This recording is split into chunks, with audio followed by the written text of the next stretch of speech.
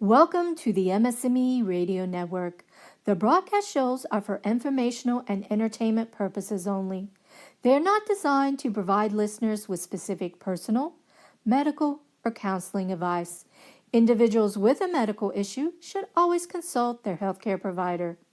MS&Me is not responsible for content of individual shows. The views expressed by show hosts or their guests are their own. Enjoy the show. Hey y'all, and welcome to Straight Up with MS and all its crazy little circles here on MS&Me Radio, brought to you by the MS Global Support Network. I'm your host, Patty Long, and you can find me on Twitter. I'm at MS in It for Life, and I spell that MSENIT, the number 4, LIFE, and I chose that name because, well, MS is for life no matter what. You know, there's not a cure right now, so you might as well get with the program and embrace yourself. And as I say at the end of every show, love yourself, every bit of you, including your messed up, wacky, I said that backwards, your wacky, MS'd up parts. And that's part of my wacky, MS'd up parts, is I say things backwards. But, you know, we all have our difficulties, whether they are visible or invisible. And, you know, I'm working more and more on the invisible at the moment. And especially with it being colder, although we've had some warm days, so I'm back outside. Woohoo! It's been really nice to be outside. I talked to my daughter this morning, and she's going to be coming for a visit real soon, and I'm kind of excited about that, and less so than I should be, though, which is weird, but we'll get onto that later. But anyways, I was talking to her because I have this thing about psychology. And I don't know why I have this thing about psychology. My youngest son actually started it. But it was because of his science projects. And his science projects were always about psychology growing up. And it was really cool learning about psychology through his science projects, and he got me started. But I wanted to think about something funny, and I was remembering when they were little that all we had to do was say the word fart, and these kids would just start laughing. I mean, they would cackle, and it would just be so funny. And they would laugh so hard that they'd make you laugh so hard you'd have tears rolling down your face just because somebody said the word fart. And I still can't say the word fart without grinning. You know, I mean, if you could see me now, you'd see I have this ginormous grin on my face. I can't help it. I mean, does the word fart make you smile and grin? I mean, do you have such a word in your family that just makes you grin? No matter what. I mean, they could be mad when they were kids, have their arms folded and everything, you know, and be pouting and the whole 9 yards. And you could say the word fart, and you could see, you know, that they were fighting this giggle. And it's just funny. So I tested it on her this morning, and I heard the little giggle, and then she said, "No, Mama, that's not funny." And she was being all grown up. She's got little ones of her own now. And she's like, "I'm trying to teach my children that is not something we say."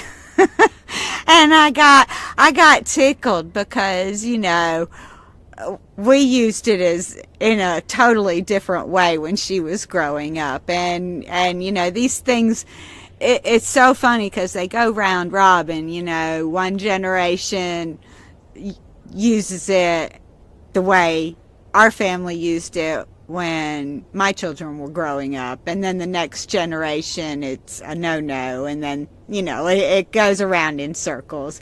And that kind of reminds me of MS in a way, because MS goes around in circles, and it's not quite as humorous because MS circles aren't fun, but in a way, it just depends on how you look at it. But then everything depends on how you look at it, right?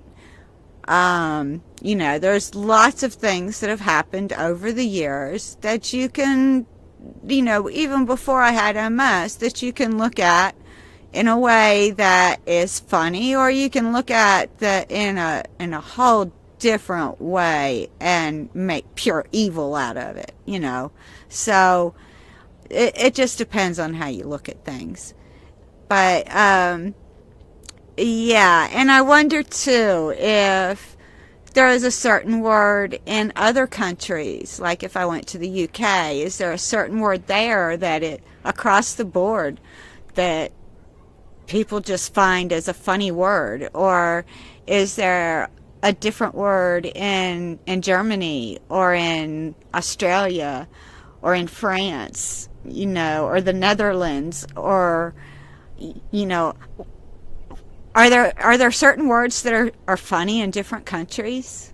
I'd love to know. I mean, I don't know, but I'd love to. I'd like to hear from y'all and find out, because I honestly don't know. In the U.S., it's like there's all these states, and different things are different in different states. And I know this from going up north and seeing my sister up north, and I mean, it's a whole different world up there, and different slang, different everything. So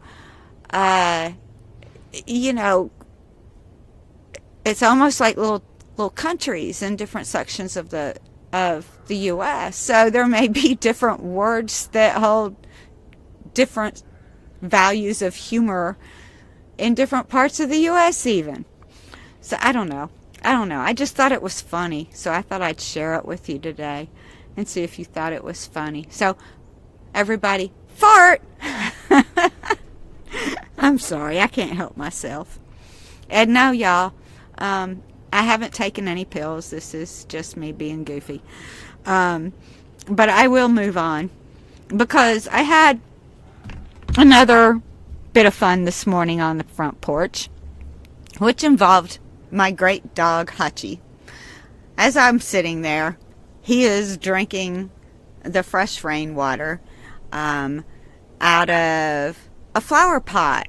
It's got the bottom contained, so the water, the water's held in it, and it's a big flower pot, and it's empty and all. So in any case, he's drinking out of it, and he's keeping guard.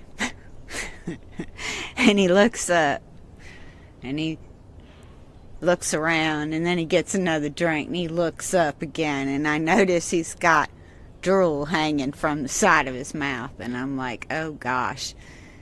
And he looks around, and then he looks, he takes a drink, he looks, takes a drink. Next thing I know, he's got 2 strings of drool hanging down. And I look, and I'm thinking, oh my gosh, he's got shoestrings of drool.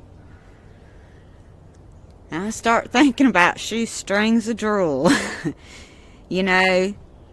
Shoestring drool is not fun. It's funny. And I laughed at that dog, and I laughed at that dog with his shoestring drool.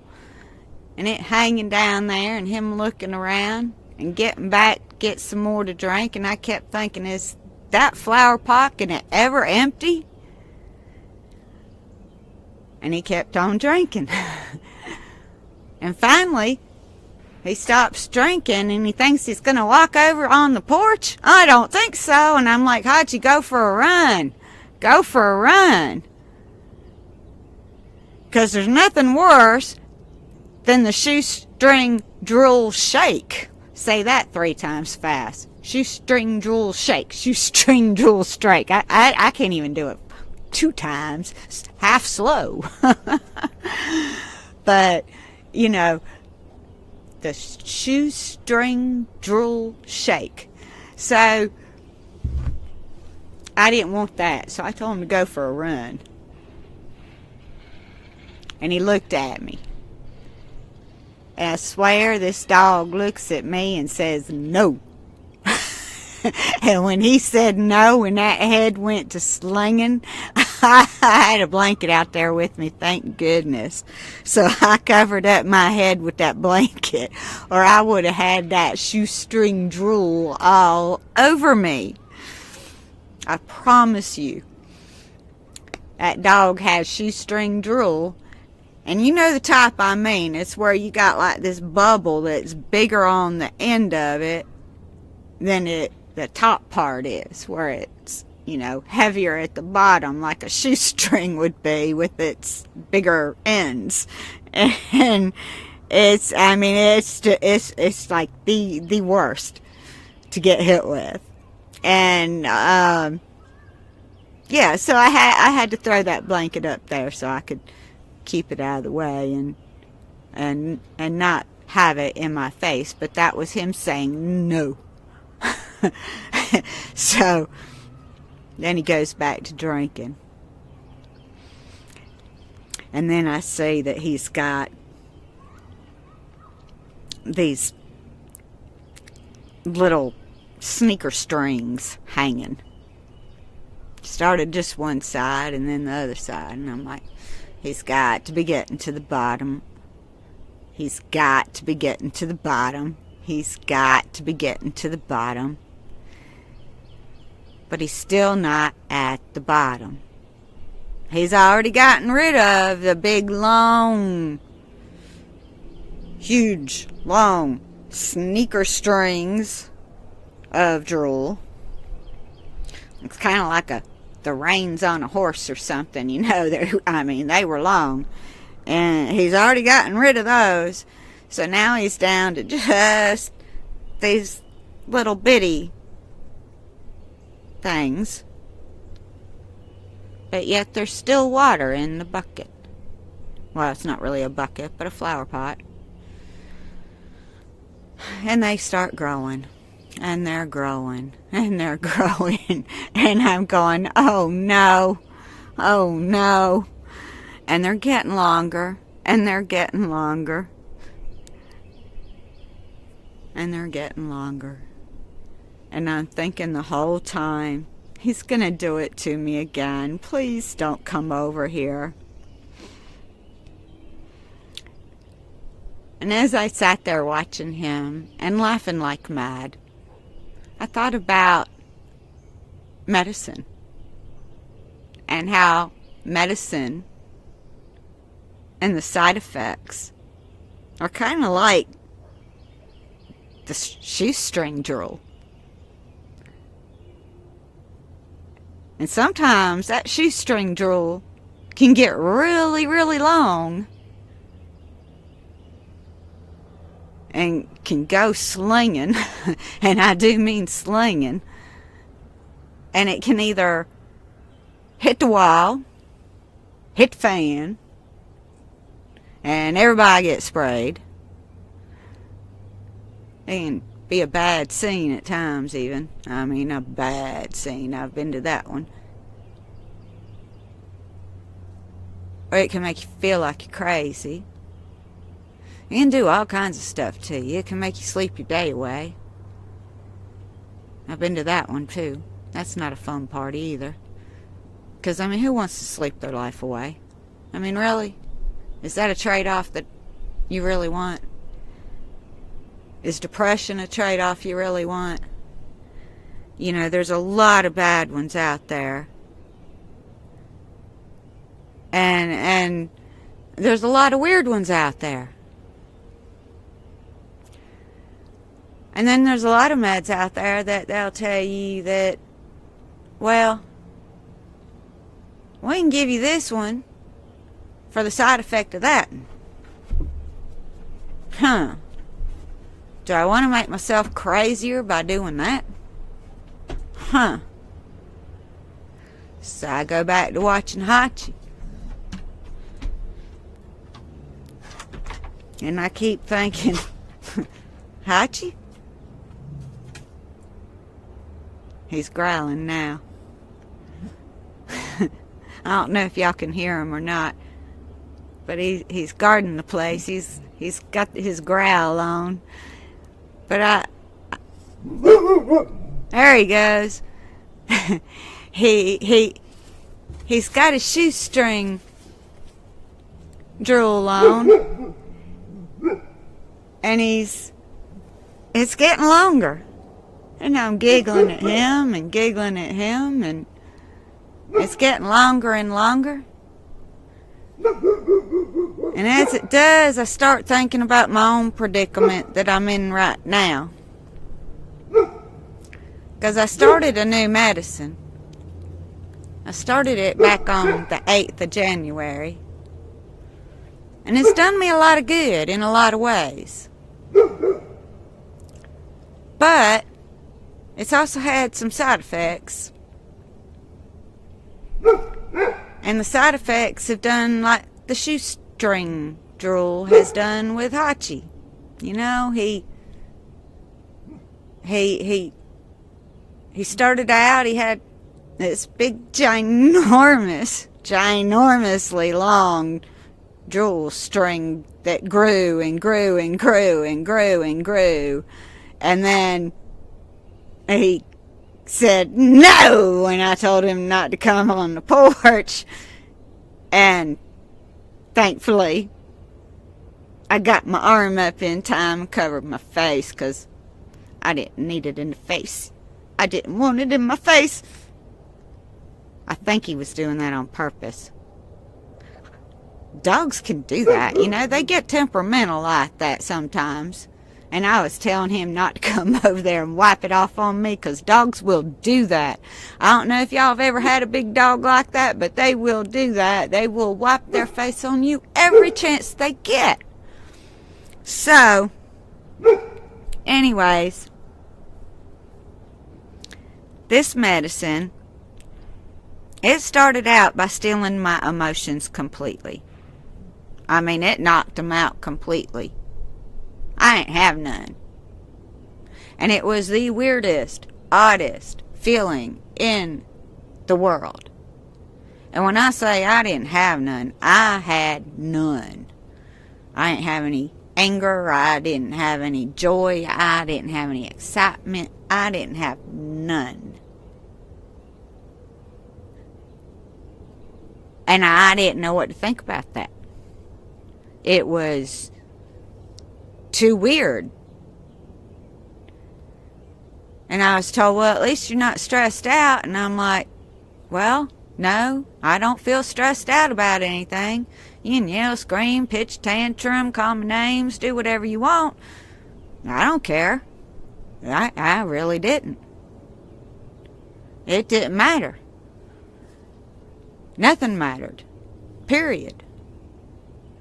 But I didn't get excited about stuff either.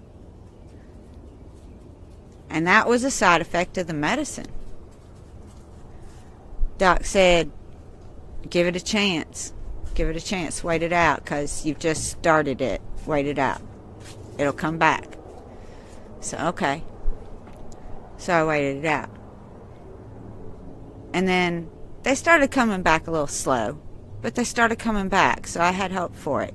And I had seen that other skills were coming back. You know, I was able to build the Lego car.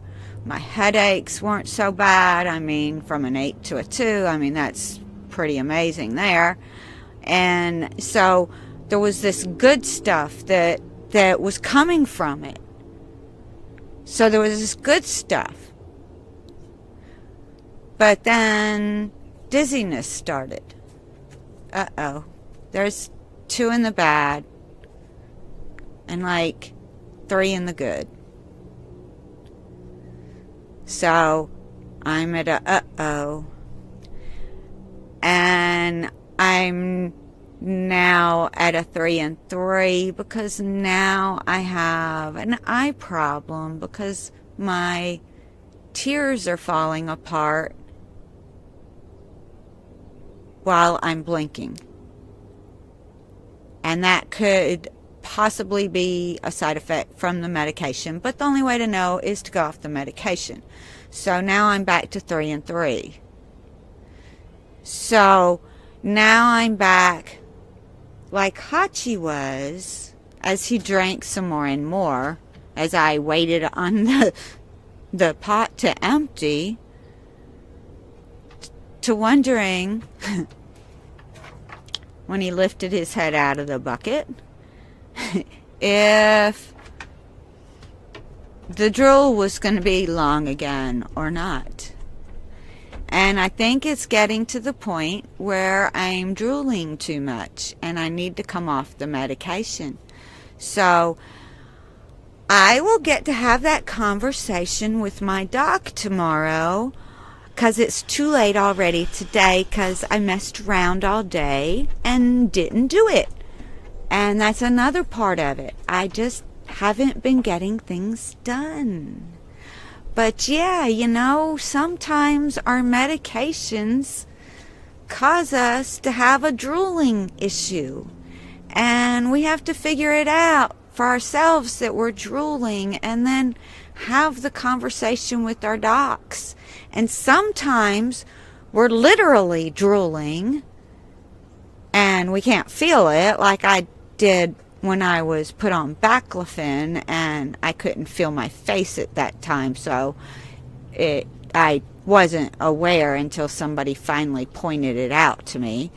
And of course they did it in an ugly manner, that's always really sweet, you know, when they do it in such an ugly manner. But any case, you know, you have that with MS too, and you just get past it and move on and you know, say, you got them kind of people, and you just get them out of your life.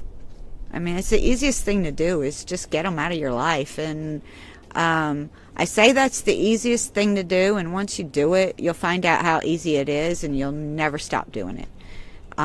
It will become how you handle it, and it becomes easier every time you do it. And you end up surrounding yourself with people who will back you, and it makes a difference. It makes a huge, huge, huge difference. But yes, you know, sometimes it's a literal drooling, and sometimes it's a cognitive drooling. Cog fog is something that a lot of medications leave you with, and you're cognitively drooling. Now, Hachi never cognitively drools. His is always manifested in the physical sense that you can actually see the drool. You usually see it slung onto things like furniture, cabinets, that kind of stuff, and I have to then wipe it off. So, you know, but that's a big dog for you, and I love him anyways. I wouldn't trade him for any other kind of dog. He's been my lifesaver and my helper and my assistant, and definitely wouldn't trade him for nothing in the world. But yes, he's a drooler. You know, and sometimes he slings it. You know, there's nothing finer. But don't keep yourself on a medication that is causing these things, and make sure you talk to your doc about it. And a lot of these medicines, you can't just automatically just say, okay, I'm not taking this anymore, and throw it away. You need to taper down off of it. I know the one that I am on, I'm going to have to taper down off of it. And since I do have some good things coming from it, it may be that he wants to just change up how I'm taking it and do something there and see if that works, so that I can get the good benefits and then get rid of the ugly benefits. And the ugly benefits, that didn't come out right. but I could keep the good benefits and get the ugly side effects out. Did I say it right that time? I mean, there's that wonkiness, and whether it's MS or whether it's tumor, I really don't care, y'all. It's a deficit in my cognitive skills that I plan to get back, and that's what I'm working towards. That's my goal this year, is to work on cognitive skills. And so I play my brain games. I've been working in my brain games puzzle book for the word searches this week, and just moved on to new puzzles because the puzzles I had been working on, I wasn't getting anywhere, so I just moved on to new puzzles. And I'll go back to those later. I'm such a cheat, right? I don't think that's a cheat because I'm not looking in the back, but I am going to stop drooling with this medicine, so I'll talk to my doc tomorrow. And I do suggest you guys do the same. And whenever you start a new medication, keep like a medication journal. You don't have to look up everything about that medication, because if you do that, then the placebo effect can jump in, and you can start imagining things if it gets in your head. But keep a little journal, of anything weird that you notice that normally never happens, like my emotionless state. I mean, that was obvious. But the dizziness, I don't usually have that kind of weirdo dizziness. My eyes doing the way they were doing, that's not normal for me either. So these kinds of things are things you would keep track of. And cog fog, that's something that you might have it normally only in the evenings, but now you've got it all day. So that's something you would keep track of.